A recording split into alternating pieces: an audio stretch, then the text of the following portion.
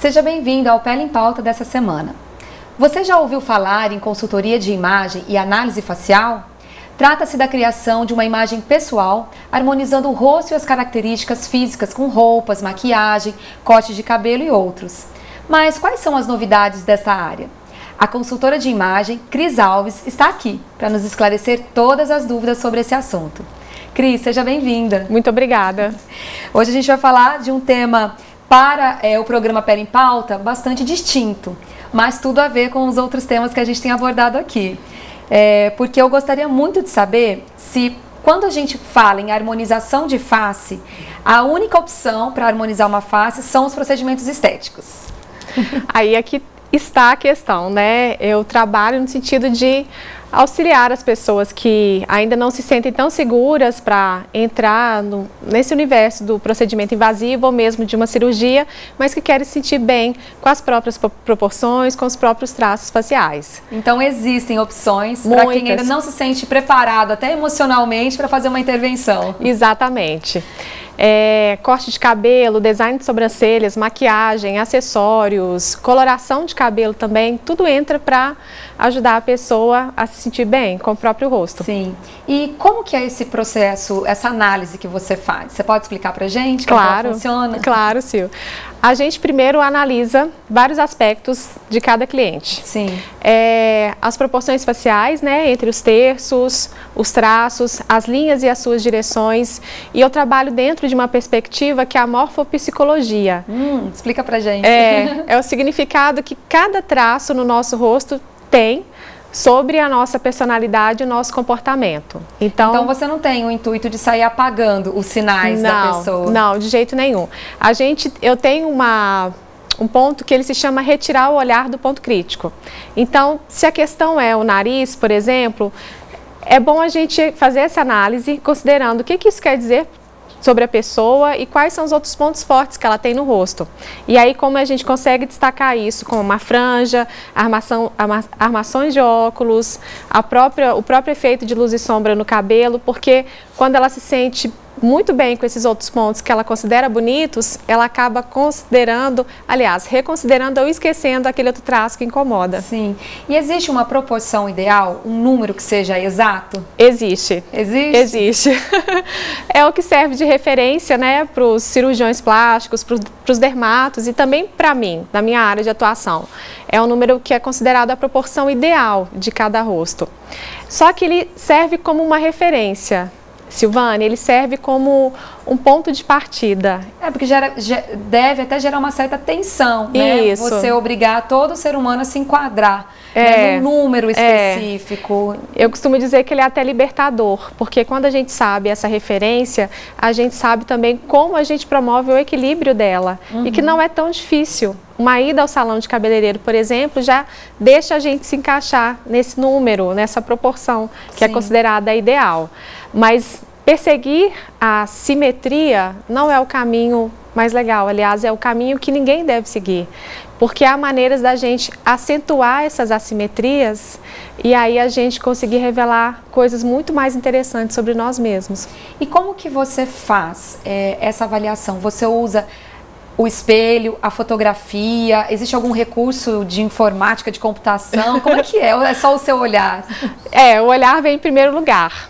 E primeiro uma escuta bem atenta ao que o cliente está querendo dizer sobre ele mesmo e sobre as queixas dele, sobre o que vai fazê-lo sentir-se melhor e mais bonito, né? Mais belo. Depois a gente tem as ferramentas, que são o paquímetro, que eu uso para as medidas que são mais reveladoras com relação às proporções. Eu tenho uma ele mede, né? Ele mede, isso. Eu costumo usar outras ferramentas que são tipo régua, né? Para a gente ver a direção das linhas também no rosto do cliente.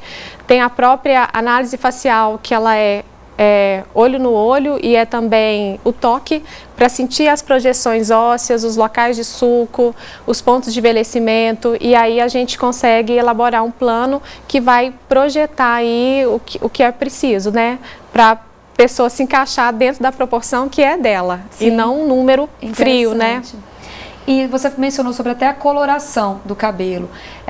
Os tons também de roupa, né? As cores que são utilizadas, elas influenciam? Super. Assim, elas rejuvenescem, envelhecem? Sim, isso é fato, Silvânia. Inclusive é o primeiro passo, porque é uma ferramenta bem prática e o cliente, depois de fazer a sua análise, ele leva para casa uma cartela de cores, que são as cores que facilmente deixam a pessoa bem, harmonizada. E é um teste que é feito? É um teste que é feito. No seu escritório? Sim, no meu espaço. A gente coloca uns tecidos dentro da luz específica, cliente sem maquiagem, e a gente vê os efeitos. E é nítido, assim, como que luz é química, é hormonal. E existe, assim, alguma cor que seja padrão, assim, essa cor sempre rejuvenesce, ou isso independe? Não, depende de cada um. Inclusive, eu vejo isso muito auxiliar também no processo de tratamento de melasma, por exemplo, porque a cor que está de acordo com o subtom da pessoa, ela quase que elimina as marcas na pele, as manchas. Então, ela está fazendo um tratamento que pode ser medicamentoso ou até mesmo invasivo, né, com os novos procedimentos, e junto entra a cor para que ela não se sinta sabotada, porque se ela faz tudo isso e usa uma cor que não favorece, o melasma tende a voltar, as marcas na pele, os sinais de expressão. A maquiagem também deve contribuir muito, né? Porque tem aquela questão de você ter uma mancha de uma cor e aí neutralizar com verde, com roxo, não sei. Sem contar a própria harmonia da gente, o contraste pessoal também, que é essa diferença entre tom de cabelo, pele e olhos, é ela que determina muito, assim, o grau do batom que a gente usa, o grau do blush, para que a maquiagem também não apareça mais do que a pessoa. Perfeito. Para que seja um conjunto só. Agora, esse olhar externo do consultor faz toda a diferença, né? Porque se a pessoa quiser chegar nesse resultado sozinha, talvez seja um caminho mais difícil, né? Porque a autoimagem, ela é diferente, não é? Daquilo que as pessoas enxergam. E olhar para a gente mesmo é muito difícil. Eu costumo dizer que é a tarefa mais difícil do ser humano, para todas as áreas, né? Nós, consultores, também precisamos ter os nossos consultores, porque a gente tem muita facilidade em observar o outro, mas quando eu olhar para a gente, e tem um aspecto emocional. Qualquer desviozinho aí da proporção é muito exagerado na gente mesmo, né? Sim. A gente enxerga tudo maior, o nariz, a boca, os olhos, o quadril, a coxa, então é bom ter esse olhar externo mesmo. E num processo de consultoria, qual que é o resultado final disso? O paciente não, mas o seu cliente, ele sai com um manual daquilo que ele vai seguir? Assim, como que isso funciona? Feitas são duas as etapas de análises. Eu fico com esse material para elaborar o que eu chamo de estratégia de imagem pessoal para o cliente. Então, a gente tem o cliente hoje, o que ele deseja, né, os objetivos e o caminho que ele tem que seguir. E aí, nesse guia que você mencionou, tem todas as recomendações e as sugestões para ele, com relação ao corte, a barba, as armações, maquiagem, acessórios, as combinações de cores nas roupas e as próprias modelagens. Ele ganha uma autonomia. Ganha sim. E aí ele tem a possibilidade de implementar essas mudanças sozinho, porque ele já vai estar orientado e capacitado, ou então contar com a minha ajuda nesse outro processo, nessa outra etapa que é mais prática. Essa primeira etapa dessa análise, até a entrega desse guia, ela dura em média quanto tempo?